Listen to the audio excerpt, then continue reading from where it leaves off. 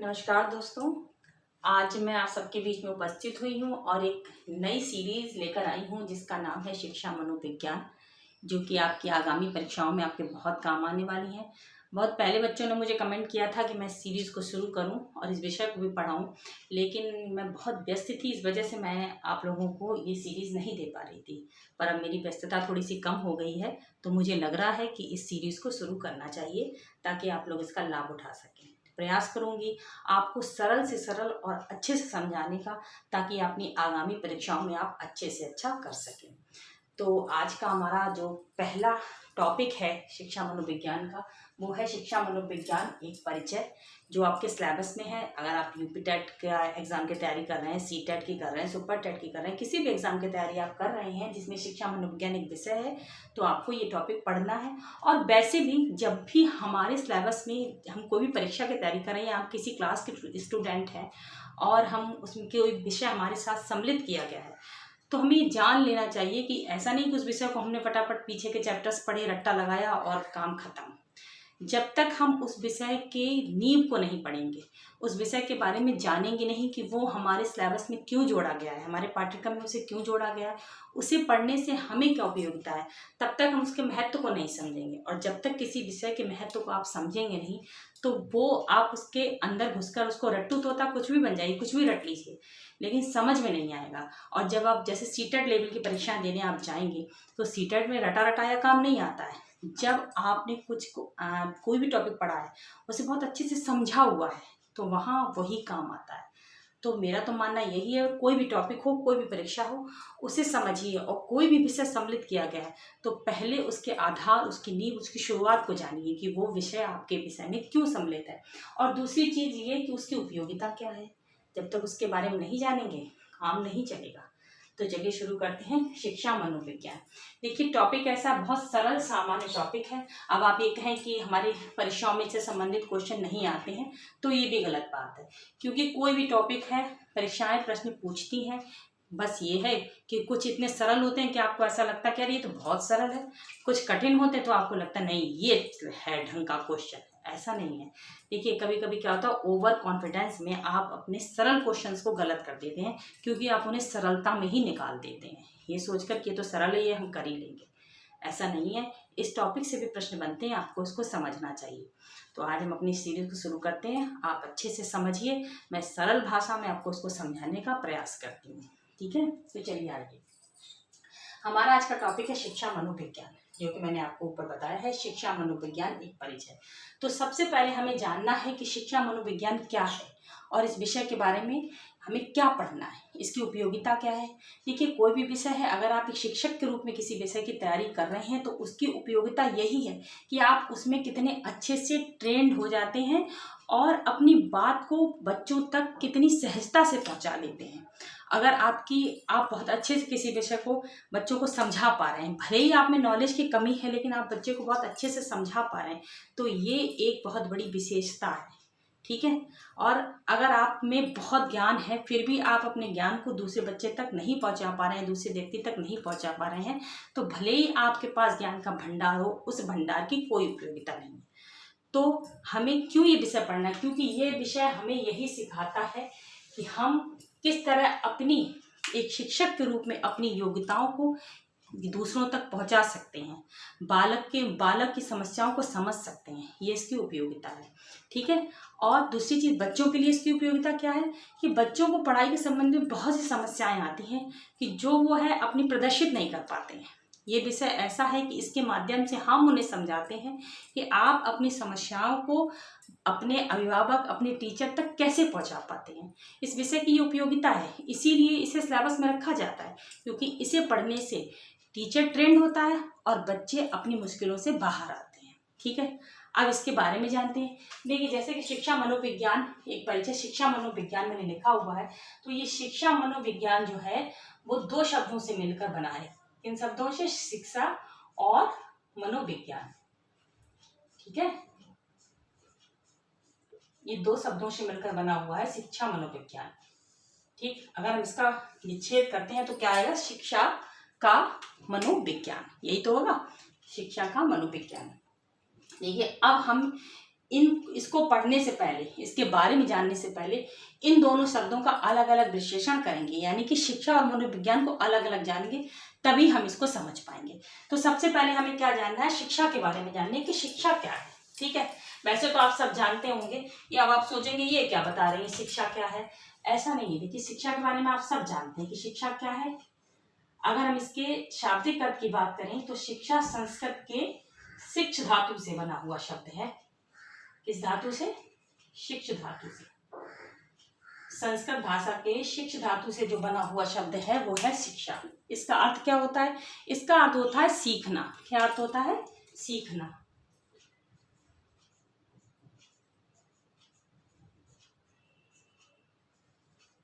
ठीक, ये है सीखना। तो अब समझिए आप, शिक्षा शिक्ष धातु संस्कृत से बना हुआ जिसका अर्थ है सीखना। और सीखने से मतलब क्या? देखिए बच्चा जब जन्म लेता है, जन्म से लेकर मृत्यु तक कुछ ना कुछ सीखता है, यानी कि वो शिक्षित हो रहा है। ठीक है, शिक्षा का मतलब सिर्फ इतना ही नहीं है कि आपने अपनी पढ़ाई पढ़ ली और स्कूली शिक्षा ग्रहण कर ली तो आप शिक्षित हैं। जन्म से लेकर मृत्यु तक जो भी बच्चा सीखता है, सीखना तो उसका जन्म लेते ही प्रारंभ हो जाता है। ठीक है, वो हंसना सीखता, बोलना सीखता, चलना सीखता, ये सब सीखना प्रारंभ हो जाता है। तो ये जो सीखना है ये क्या है? शिक्षा है। अब हम इसके इंग्लिश वर्जन पे लगाते हैं तो शिक्षा को इंग्लिश में कहते हैं एजुकेशन। क्या बोलते हैं? एजुकेशन।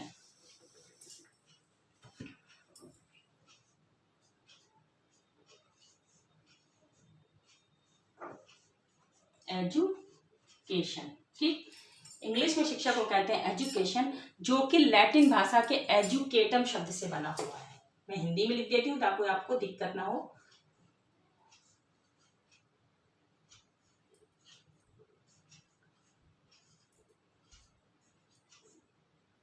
एजुकेटम या फिर एजुकेयर,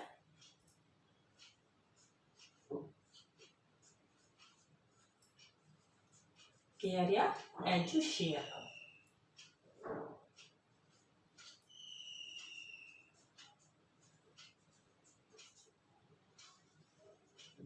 ठीक है, किन किन शब्दों से मैंने बताया? एजुकेशन लैटिन भाषा के एजुकेटम, एजुकेयर और एजुशेयर, ये तीनों लैटिन भाषा के ही शब्द हैं।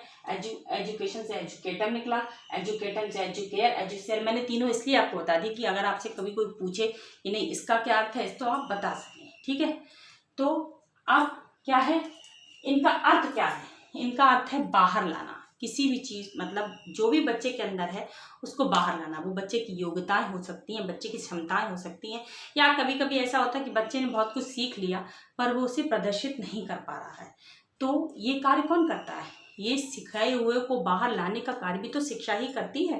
ठीक है, तो एजुकेशन का अर्थ क्या हुआ? एजुकेटम जो लैटिन भाषा का एक शब्द है, और एजुकेयर, एजुशेयर इन्हीं लैटिन भाषा के ये भी शब्द हैं। इनका अर्थ होता है बाहर लाना। क्या होता है? बाहर लाना। किसी भी बच्चे के अंदर जो भी योग्यताएं हैं उनको बाहर लाना, ये है आपका एजुकेशन का अर्थ। ठीक है, इतनी बात आप सबको समझ में आ गई। एजुकेशन का अर्थ मैंने आपको बताया। अब क्या बाहर लाना? बच्चे के अंदर बहुत सी योग्यताएं होती हैं। जैसे बच्चे, कभी कभी ऐसा होता है अपनी बात, छोटे बच्चे होते हैं वो अपनी बात, उन्हें बहुत कुछ आता है पर वो बता नहीं पा रहे। ठीक है, तो हम वो माध्यम होते हैं, एक अध्यापक, एक अभिभावक, एक माध्यम होता है कि वो बच्चे को बताए, उसको सिखाए कि आपको अपनी भाषा कैसे व्यक्त करनी है। ठीक है, लेकिन वो जो अध्यापक सिखा रहा है, जो माता पिता सिखा रहे हैं, वो वही तो सिखाएंगे जो उन्हें खुद पता है। तो वो भी तो सीखा ही हुआ है, वो भी शिक्षा है। तो ये एक माध्यम चल किसके तरह से रहा है? कोई तो बीच में ऐसी चीज़ है, ये वो चीज़ है शिक्षा। शिक्षा के माध्यम से माता पिता ने जो अपने माता पिता से सीखा वो अपने बच्चों को सिखाएंगे। बच्चा बड़ा होगा अपने बच्चे को सिखाएंगे। इस तरह से ये काम कौन कर रहा है, इस प्रक्रिया का माध्यम कौन है? वो है शिक्षा। तो आप समझे होंगे कि शिक्षा क्या है। इतनी बात आपको समझ में आ गई कि शिक्षा है क्या। अब अगर हम शिक्षा के अर्थ की बात करते हैं, हमने शिक्षा का ये शाब्दिक हो जाना, शिक्षा के अर्थ की बात करते हैं कि शिक्षा का अर्थ क्या है। क्या शिक्षा का अर्थ सिर्फ इतना ही है कि आपने स्कूल में जाकर अपने पाठ्यक्रम को पढ़ लिया, आप अच्छे से पढ़ना लिखना जान गए तो ये शिक्षा है? ये शिक्षा है क्या? आप उत्तर दे सकते हैं। देखिए ये शिक्षा है, पर ये शिक्षा का एक संकुचित अर्थ है। अगर हम व्यापक अर्थ की बात करेंगे तो शिक्षा ये नहीं है। व्यापक अर्थ में शिक्षा मनुष्य का चहुमुखी विकास करती है, यानी सर्वांगीण विकास करती है, हर तरीका के विकास। इससे क्या मतलब है, जैसे कि व्यक्ति का शारीरिक, मानसिक, चारित्रिक, सामाजिक विकास करती है, राष्ट्रीय विकास करती है, उसका नैतिक विकास करती है। ये कार्य कौन करती है? शिक्षा करती है। यदि व्यक्ति शिक्षित नहीं है, वो नहीं जानता कि हमें कैसे समाज में रहना है, तो क्या वो शिक्षित कहलाएगा? नहीं कहलाएगा। देखिए, आप अगर एक साक्षर व्यक्ति हो जो सिर्फ पढ़ना लिखना जानता हो, और एक ऑफिसर है जो बहुत ऊंचे लेवल पर बैठा है, ठीक है, अगर उसे समाज में रहने का तरीका नहीं मानते हैं, पता है कि समाज में किसी भी व्यक्ति से कैसे बात करते हैं या एक सामाजिक स्थितियों को कैसे हम निभाते हैं, ठीक है, कैसे डील करते हैं, तो क्या वो शिक्षित कहलाएगा? आप बताइए। आप कहीं जाते हैं, अगर आपसे कोई अच्छे से बात नहीं करता है तो आप क्या कहते हैं? क्या कहते हैं आप? यही तो कहते हैं पढ़े लिखे गंवार हैं, यही कह देते हैं। ज़्यादातर हम लोग यही कहते हैं पढ़े लिखे गंवार हैं। तो वो शिक्षित नहीं कहलाएगा। शिक्षित वह व्यक्ति कहलाएगा जो चाहे साक्षर हो या बहुत बड़ा ऑफिसर हो, वो जब आपसे बात करेगा तो उसके शब्दों में आपको ये पता चलेगा ये शिक्षित है, इसको पता है कि क्या माध्यम होता है दूसरे व्यक्ति से बात करने का। एक देश के प्रति जब राष्ट्र की बात करते हैं तो एक देश के प्रति शिक्षित व्यक्ति का क्या फर्ज होना चाहिए उसको पता है, अपने नैतिक विकास के लिए उसकी क्या क्या जिम्मेदारी है ये उसको पता है, तो वो शिक्षित कहलाएगा। यानी अगर हम संकुचित अर्थ में बात करते हैं शिक्षा की, तो अगर हम विद्यालयी शिक्षा की बात करते हैं कि हम विद्यालय में हमने शिक्षा प्राप्त कर ली, तो वो तो एक बहुत संकुचित अर्थ प्राप्त हो गया। हमने अपने पाठ्यक्रम को कवर किया, पढ़ लिख गए, हमने BA किया, MA किया, तो ये सब क्या है? ये एक संकुचित अर्थ हो गया।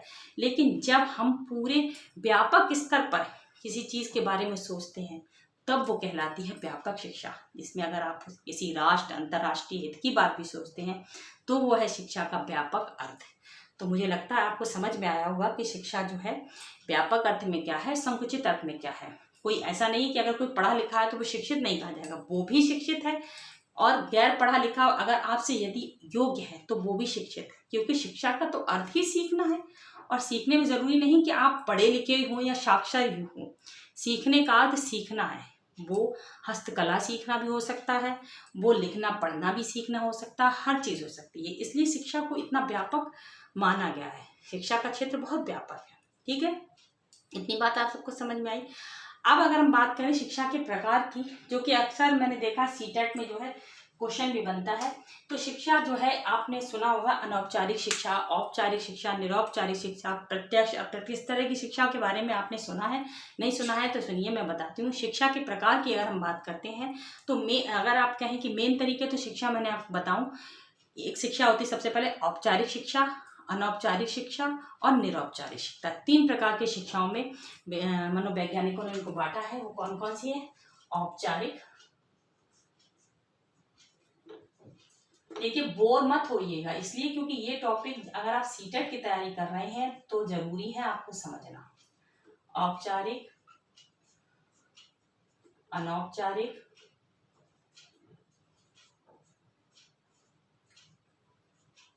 और निरौपचारिक।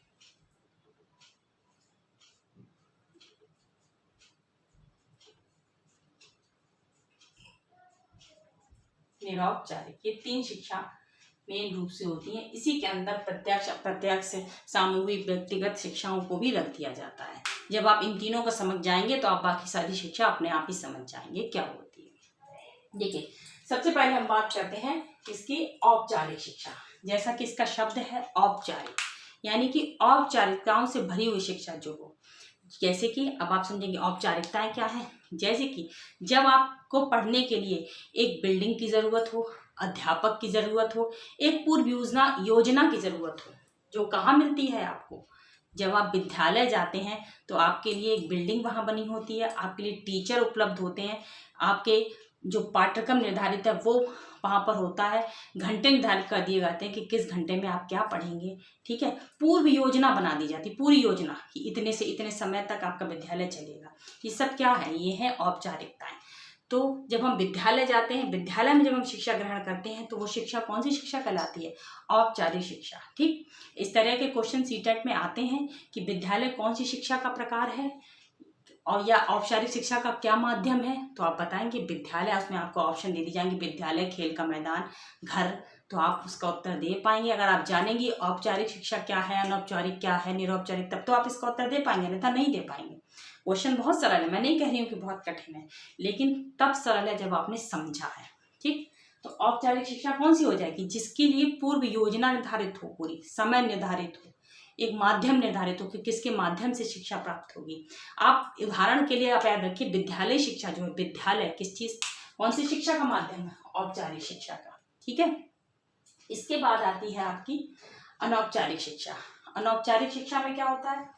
देखिए, जैसे कि औपचारिक शिक्षा वैसे अनौपचारिक शिक्षा का बिल्कुल उल्टा इसका औपचारिक शिक्षा का। औपचारिक शिक्षा में आपको औपचारिकताएं चाहिए थी, अनौपचारिक शिक्षा में आपको किसी प्रकार की कोई औपचारिकता नहीं चाहिए। जैसे कि अगर आप अपने घर में हैं, आपकी माँ बच्चे की माँ खाना बना रही है, खाना बनाते बनाते उन्होंने बच्चे को कुछ सिखाया, पढ़ाया, तो वो किस प्रकार की शिक्षा का माध्यम हो जाएगा? वो हो जाएगा अनौपचारिक, क्योंकि इसके लिए ना तो विद्यालय की आवश्यकता थी, ना ही कोई पूर्व योजना बनी गई थी कि जब हम खाना बनाएंगे तभी बच्चे को पढ़ाएंगे। ऐसा तो नहीं था, ऐसा था? ऐसा नहीं था। या फिर माँ ये सोच कर नहीं उठी थी कि नहीं आज हम ऐसा करेंगे तब बच्चे को पढ़ाएंगे।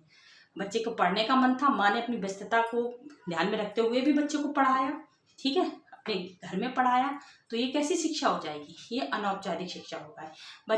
बच्चा जन्म से लेकर जितना भी कुछ सीखता है मृत्यु तक, व्यक्ति जो है जन्म से मृत्यु तक जितना भी सीखता है वो किस में आता है? वो अनौपचारिक विद्यालय शिक्षा को छोड़कर। यदि वो विद्यालय में जाकर कुछ सीखता है तो वो तो आ जाता है औपचारिक शिक्षा में। लेकिन बालक जब खेल के मैदान में जाता है तो अपने साथियों के साथ कुछ सीखता है, ठीक है, अपने अनुभवों से सीखता है, तो वो किस में आ जाता है? वो आ जाता है अनौपचारिक शिक्षा में। इसमें कोई पूर्व योजना नहीं होती, इसमें कोई बंधन नहीं होता कि हमें इसी समय ये सीखना है, या हमें एक क्या कहते हैं योजना निर्धारित कर दी गई, एक टीचर निर्धारित कर दिया गया, इससे आपको ये सब्जेक्ट पढ़ना है, ऐसा नहीं है।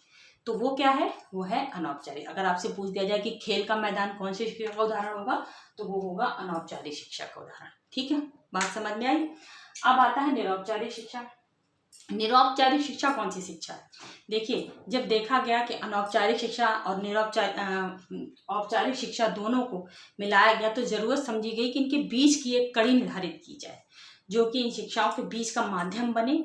और अब ऐसा भी नहीं कि बच्चा जो है आप स्कूल नहीं भेजिए, हमेशा घर ही में बना रहे और वो सब कुछ सीख जाए तो विद्यालय का कोई महत्व नहीं। ऐसा भी नहीं है कि विद्यालय जाना भी जरूरी है, बच्चों को सीखना भी जरूरी है। ठीक है, बात समझ में आई। अगर बच्चा विद्यालय नहीं जाएगा तो क्या वो उतने अनुशासन को सीख पाएगा? अपने उसके जीवन में अनुशासन का कोई महत्व होगा? नहीं होगा, क्योंकि विद्यालय बच्चों को एक माहौल देता है जिससे कि वो अपना विकास करते हैं।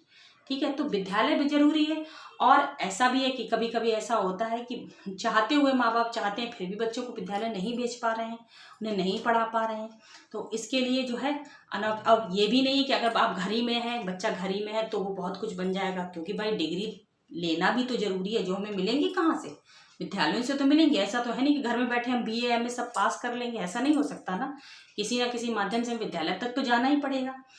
तो इन आवश्यकताओं को समझते हुए एक बीच का माध्यम निकाला गया है, इन दोनों के बीच की कड़ी, जिसे कहते हैं निरौपचारिक शिक्षा। अगर आपसे ये प्रश्न भी पूछ दिया जाए कि औपचारिक और निरौपचारिक के बीच की कड़ी कौन सी है, तो वह निरौपचारिक शिक्षा। इसका मतलब क्या है? इसमें दोनों प्रकार की शिक्षाएं सम्मिलित हैं, ये भी और अनौपचारिक। कैसे? इसमें पूर्व योजना भी निर्धारित होती है, एक प्रांगण भी होता है, बालक भी होते हैं, शिक्षक भी होता है, सब कुछ होता है। लेकिन ऐसा नहीं कि आप वहां जाकर ही शिक्षा प्राप्त करेंगे। ठीक है, ऐसा भी है कि आप अपने घर में बैठे रहिए, वो चीज़ें जहाँ पर स्थापित हैं आपको शिक्षा प्राप्त हो सकती है। उसका उदाहरण जो है, जो मैं आपको पढ़ा रही हूँ, वो क्या है? एक प्रकार की दूरस्थ शिक्षा है। जैसे आपने मुक्त विश्वविद्यालयों का नाम सुना होगा, दूरस्थ विद्यालयों का नाम सुना होगा, तो ये सब क्या है? ये निरौपचारिक शिक्षा के अंतर्गत आते हैं। किस शिक्षा के अंतर्गत आते हैं? निरौपचारिक शिक्षा के अंतर्गत। क्या मुक्त विद्यालयों के लिए बिल्डिंग नहीं होती है? क्या उनका सिलेबस नहीं होता? उनके टीचर पढ़ाई नहीं कराते? सब कराते हैं। पर क्या आप किसी विद्यालय में जाकर आपने सुना है कि हम उस विद्यालय में जाकर हमने क्लास अटेंड करी या कुछ इस तरीके के होते प्रावधान होते हैं, पर ऐसा जरूरी नहीं कि आप वहाँ जाकर करें ही। तो ये कौन सी शिक्षा हो गई? निरौपचारिक शिक्षा। ये किस लिए बनाएगी? ताकि जो बच्चे विद्यालय जाकर पढ़ाई नहीं कर सकते हैं वो घर बैठे पढ़ सकें। ठीक है, और जैसे कि आजकल बच्चों का आपने देखा ऑनलाइन क्लासेस चल रही हैं। अब आप कह रहे हैं कि नहीं, ऐसे कैसे हो सकता है, आपके मन में प्रश्न आ सकता है कि बच्चे घर से भी तो शिक्षा प्राप्त कर रहे हैं, तो ये किस शिक्षा का माध्यम होगा। देखिए, चल विद्यालय शिक्षा रही है, लेकिन चल कहाँ रही है, घर पर चल रही है, विद्यालय तो बच्चे नहीं जा रहे हैं। तो ये माध्यम जो हो जाएगा वो निरौपचारिक शिक्षा के अंतर्गत आएगा। ठीक है, क्योंकि भले ही पूर्व उनकी योजना तैयार है, सब है, लेकिन बच्चों को कहीं नहीं जाना पड़ रहा है, वो अपने घर में पढ़ रहे हैं। ठीक है, तो ये निरौपचारिक शिक्षा हो जाएगी। इतनी बात आप सबको समझ में आ गई। शिक्षा के बारे में जो कुछ भी आपको बताया, क्लियर हुआ कि शिक्षा किसको क्या कहते हैं, शिक्षा किस लिए जरूरी, मैंने आपको बताया कि बच्चों के विकास के लिए, बच्चों के व्यापक भविष्य के लिए क्या है शिक्षा का महत्व है। ठीक, ये बात आप सबको समझ में आई होगी। इसके बाद एक चीज और आती है शिक्षा से संबंधित कि शिक्षा के अंग। शिक्षा के अंग, शिक्षा के कितने अंग हैं। देखिए, एक मनोवैज्ञानिक हुए जॉन एडम्स, क्या उनका नाम था, जॉन एडम्स, जिनने शिक्षा के 2 अंग बताए।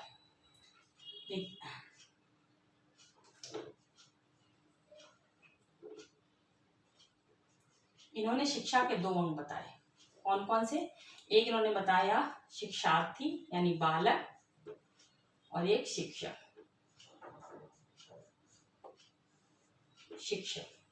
ठीक है, ये 2 अंग इन्होंने बताए कि शिक्षा प्राप्त करने के लिए क्या जरूरी है। जब हम विद्यालय शिक्षा की बात करते हैं या कोई भी, तो उन्होंने बताया कि शिक्षक और शिक्षार्थी 2 अंग जो हैं वो शिक्षा के हैं। ठीक है, इसके बाद क्या हुआ कि जब इनको माना गया, इस चीज को माना गया, लेकिन जब ये चीज जो है प्रयोग में लाई गई, तो क्या ऐसा हो सकता है कि क्लास में टीचर और बच्चों को बैठा दिया जाए और पढ़ाई स्टार्ट हो जाए। ये हो सकता है। उसके लिए कुछ तो ऐसा होना चाहिए उनके बीच में, जो शिक्षक जो है बच्चों को पढ़ाए और बच्चे उसे समझें। वो चीज़ क्या होती है, वो होता है एक पाठ्यक्रम। ठीक, क्या होता है, पाठ्यक्रम होता है। तो यानी कि शिक्षक और शिक्षार्थी के बीच में एक पाठ्यक्रम यदि नहीं है, तो शिक्षक क्या पढ़ाएगा और बच्चा क्या पढ़ेगा। जब कोई एक पाठ्यक्रम निर्धारित है, तभी तो क्लास में जाकर शिक्षक अपनी एक पाठ्य योजना तैयार करता है कि हम आज जाके क्लास में ऐसे पढ़ाएंगे, बच्चे को ये समझाएंगे, इस तरह से क्वेश्चन पूछेंगे। जब कुछ है ही नहीं, तो क्या जाकर वहाँ तो क्लास शून्य हो जाएगी, क्योंकि शिक्षक के पास बताने के लिए कुछ नहीं, सिर्फ बातें होंगी जो निराधार होंगी। ठीक है, उनका कोई मतलब नहीं होगा। तो जॉन एडम्स के बारे में पूछा जाए तो उन्होंने शिक्षा के 2 अंग बताए, शिक्षक या शिक्षार्थी, जिसे हम कह सकते हैं बालक या अध्यापक, और एक वैज्ञानिक हुए जॉन डीवी। देखिए, सिलेबस अगर हम शिक्षा को पढ़ाएंगे तो 2-3 दिन तो शिक्षा को ही पढ़ने में लग जाएंगे, लेकिन हमें इतना नहीं डीप जाना है, हमें उतना ही जाना है जो परीक्षाओं में प्रश्न बनते हैं, वो मैं आपको बताना चाहती हूँ। बस उतना आप समझिए, और जो जरूरी अगर होगा बीच में तो मैं आपको बताती जाती हूँ। उसके बाद जॉन डीवी, इनका नाम भी पूछा जाता है। जॉन डीवी एक वैज्ञानिक हुए, मनोवैज्ञानिक हुए जॉन डीवी। इन्होंने बताया कि नहीं, इन जॉन एडम्स की बात जो है वो हटा दी गई कि ये ठीक नहीं है। जॉन डीवी आए, उन्होंने कहा नहीं, शिक्षा के 3 अंग होने चाहिए। कौन कौन से, शिक्षक, शिक्षार्थी और पाठ्यक्रम, जिसे कि माना गया।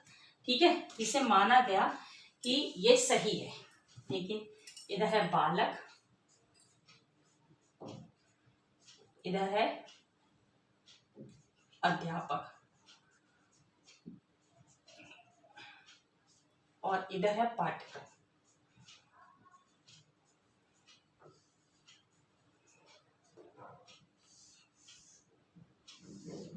ठीक है, अध्यापक बालक को पढ़ाएगा, क्या पढ़ाएगा, पाठ्यक्रम पढ़ाएगा।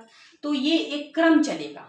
अगर इसमें से ये पाठ्यक्रम हटा दिया जाए, अब बताइए बालक जो है, बालक और अध्यापक बैठे हैं, पढ़ा क्या रहे हैं, इनमें बातचीत हो रही होगा जिसका कोई मतलब नहीं। ठीक, लेकिन अगर पाठ्यक्रम है तो जो शिक्षक है वो अपनी पूर्व योजना तैयार करेगा, अच्छे से बताएगा, बालकों को समझाएगा, और बालक भी उसे समझकर अपने मन की जिज्ञासाओं से जो भी प्रश्न को समझ में आएंगे पूछेगा, इससे उसका जो है विकास कार्य प्रारंभ होगा। तो शिक्षा के जो 3 अंग हैं वो किसने बताए हैं, जॉन डीवी ने बताए हैं। शिक्षा के 2 अंग की बात की जाए तो जॉन एडम्स जो है उनका नाम आता है। कभी कभी पूछा जाता है कि शिक्षा का 3रा अंग जो है वो पाठ्यक्रम, वो किसने बताया, जॉन डीवी ने, या फिर ये इस तरह से पूछ दिया जाए जॉन डीवी ने शिक्षा के किस अंग को शामिल किया है, तो वो है पाठ्यक्रम। इतनी बात आप ध्यान रखिएगा। ठीक है, तो हमने शिक्षा के बारे में जाना। ठीक है, शिक्षा की बहुत सी परिभाषाएं, बहुत से जो है वो मनोवैज्ञानिकों ने दी हैं, जो कि मैं आपको एक अलग ही वीडियो बनाऊंगी, उसमें ये परिभाषाओं से संबंधित बातें बताऊंगी। ठीक है, अब आता है मनोविज्ञान। शिक्षा के बारे में हमने जाना। मनोविज्ञान क्या है? मनोविज्ञान का मतलब क्या है? मनोविज्ञान देखिए 2 शब्दों से बना है, मन और प्लस विज्ञान। 2 शब्द हो गए, मन और विज्ञान। अगर हम इसके विच्छेद करते हैं तो क्या कहेंगे? मन का विज्ञान। इस जो विज्ञान शब्द है इससे तो आप सब जानते ही हैं। अब मनोविज्ञान में हम पढ़ते क्या है? मनोविज्ञान में इस मन को हम पढ़ते हैं। किसको पढ़ते हैं? मन को पढ़ते हैं। ठीक, यही जो मन है इसको कुछ मनोवैज्ञानिकों ने, किसी ने इसको आत्मा कहा, किसी ने इसको मस्तिष्क कहा, किसी ने इसको चेतना कहा, किसी ने इसको व्यवहार कहा। ठीक है, लेकिन सबसे सटीक और सही क्या माना गया? जो 20वीं शताब्दी में माना गया, वो माना गया कि शिक्षा मनोविज्ञान जो है या मनोविज्ञान जो है वो किसका अध्ययन कराता है? व्यवहार का अध्ययन कराता है। किसका अध्ययन कराता है? मनोविज्ञान व्यवहार का अध्ययन कराता है। और किसके व्यवहार का? व्यक्ति के व्यवहार का, बालक के व्यवहार का। ठीक है, तो जो व्यवहार का अध्ययन है वो मनोविज्ञान कराता है। ठीक, जब अब आप ये बात समझिए कि जब जो है बालक कोई व्यवहार ऐसा कर रहा है, मान लीजिए पढ़ाई में बच्चा कोई चीज़ पढ़ नहीं पा रहा है या लिख नहीं पा रहा है, या फिर उसे कोई चीज़ समझ में आ गई पर अगर उसका टीचर उसको खड़ा कर देता है कि चलिए बताइए 2 का टेबल सुनाइए, वो नहीं सुना पा रहा है, तो उसके ये व्यवहार ही तो है जिसको वो नहीं प्रदर्शित कर पा रहा है। इसमें उसको समस्याएं उत्पन्न हो रही हैं। तो जब इन चीज़ों को देखा गया कि शिक्षा को ग्रहण करने में बालक को कठिनाई हो रही है और जो है वो अच्छे से जिस तरह से उसे प्राप्त करनी चाहिए शिक्षा वो नहीं कर पा रहा है, तो ये सोचा गया कि इन कठिनाइयों को दूर कैसे किया जाए। तो पता चला ये जो विषय है मनोविज्ञान, इसके माध्यम से जो है बालक की इन समस्याओं को हम दूर कर सकते हैं। ठीक है, इसके लिए क्या, शिक्षक के लिए क्या कि इस विषय में शिक्षक को ट्रेन किया जाता है कि वो जो है कैसे बालक की समस्याओं को दूर कर सकता है। उसे तरह तरह की विधियाँ बताई जाती हैं जिससे बालक की समस्याओं को दूर कर कर उसके विकास में की ओर अग्रसर उसको करता है। तो इस प्रकार से शिक्षा मनो के क्षेत्र में जो है वो मनोविज्ञान विषय को सम्मिलित किया गया, यानी कि किस विषय का उदय हुआ? शिक्षा मनोविज्ञान का। ठीक है, शिक्षा संबंधी जितनी भी समस्याएं हैं उनको दूर करने के लिए मनोविज्ञान का समागम शिक्षा में किया गया। बात समझ में आ गई? पहले की शिक्षा में क्या होता था कि बालक शिक्षा का केंद्र नहीं होता था। पहले ज़माने, प्राचीन ज़माने में जो शिक्षा होती थी उसमें समय और शिक्षक को जो है शिक्षा का मेन केंद्र माना जाता था, बालक की कोई उपयोगिता नहीं होती थी। लेकिन जब मनोविज्ञान का समावेश इसमें हुआ तो पता चला, ये पाया गया कि शिक्षा के क्षेत्र में सबसे महत्वपूर्ण स्थान बालक का है। बालक के व्यवहार को समझकर ही हम शिक्षा को दे सकते हैं। ठीक है, ये कब हुआ? जब मनोविज्ञान का समावेश हुआ। उसने बताया कि जो मनोविज्ञान है वो व्यवहार का विज्ञान है। तो व्यवहार किसका? शिक्षक का नहीं, शिक्षार्थी का। क्योंकि शिक्षा प्राप्त करने वाला कौन है? शिक्षार्थी है। देश का भविष्य कौन है? बालक है, शिक्षार्थी है। इसलिए जो है उसको केंद्र बनाया गया और उसको केंद्र बनाने के साथ ही पता चला कि उसको जो भी समस्याएं हो रही हैं उसका समाधान हम शिक्षा मनोविज्ञान विषय के अंतर्गत कर सकते हैं। तो बात समझ में आई? शिक्षा क्या है, मनोविज्ञान क्या है। अब मनोविज्ञान के विकास को जो है, क्योंकि जो जानना है जिससे प्रश्न बनते हैं, हम अगले वीडियो में पढ़ेंगे। मनोविज्ञान के विकास को लेकर मैं अगली बार उपस्थित होंगी। आशा करती हूँ इतना आपको समझ में आया होगा और इससे प्रश्न भी बनते हैं। आप इस वीडियो को समझिए, अपने नोट्स बना लीजिए। अगर कोई दिक्कत हो तो मुझे बताइए, मैं ज़रूर समाधान करूँगी। धन्यवाद।